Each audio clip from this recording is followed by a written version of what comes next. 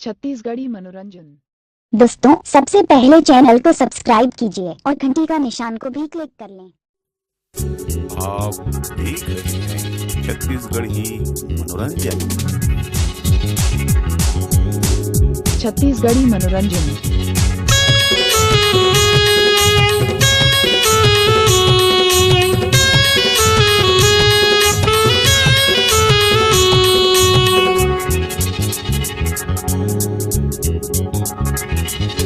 Oh my Deere लगा के gear चल भगा बोरे यार।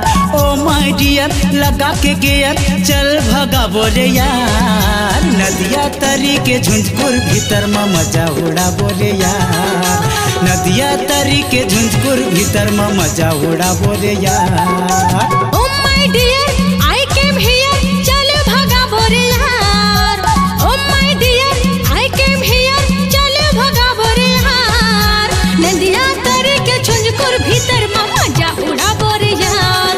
हाँ, नदिया तरी के झुंझकुर भीतर में मजा उड़ा बोरे यार।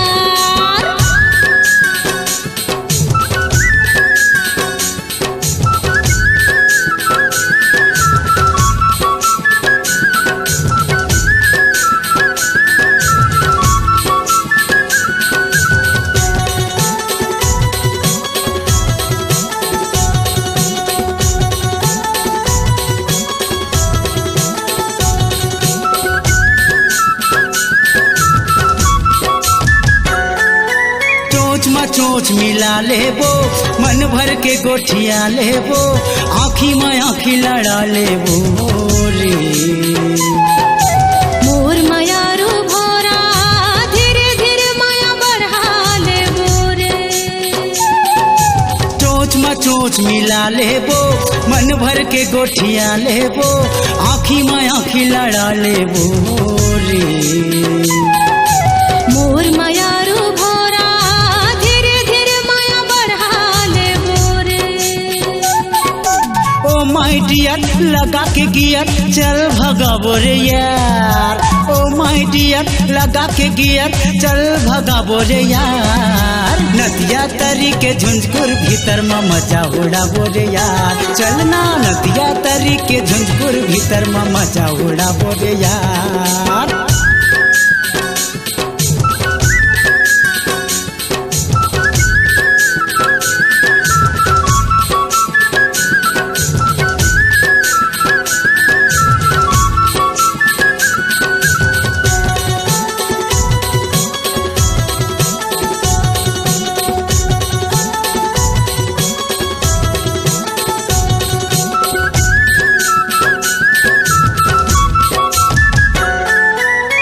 मोर भरे जवानी वो ठंडा ठंडा हवा पानी वो।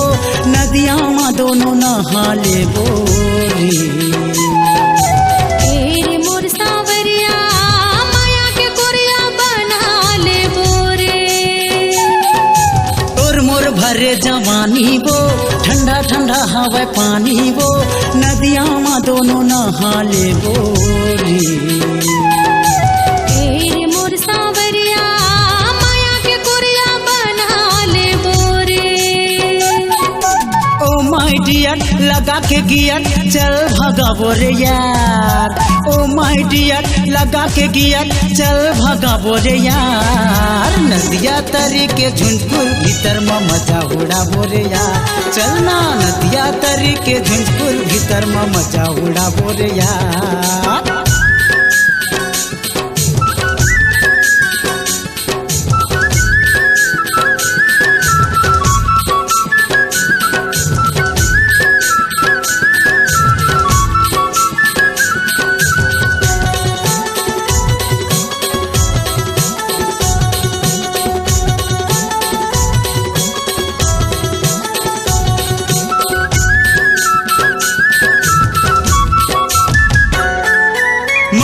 गीत लगा लेबो मचाला गोरी उड़ा लेबो।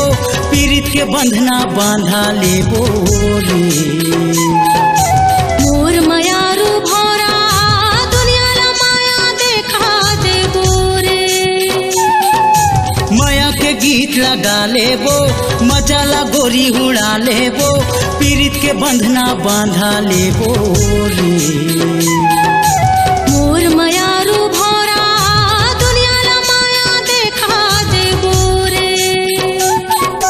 ओ माय डियर लगा के गियर चल भगाबो रे यार हाँ हाँ ओ माय डियर लगा के गियर चल भगाबो रे यार नदिया तरी के झुंझकुर भीतर में मजा उड़ाबो रे यार नदिया तरी के झुंझकुर भीतर में मजा उड़ाबो रे यार oh my dear I came here चल भगाबो रे यार oh my dear I came here चल भगाबो रे यार नदिया तरी के झुंझकुर भीतर में मजा उड़ाबो रे यार नदिया तरी के झुंझकुर भीतर में मजा उड़ाबो रे यार नदिया तरी के झुंझकुर भीतर में मजा उड़ाबो रे यार नदिया तरी के झुंझकुर भीतर में मजा उड़ाबो रे यार हाँ Like, share, subscribe and comment.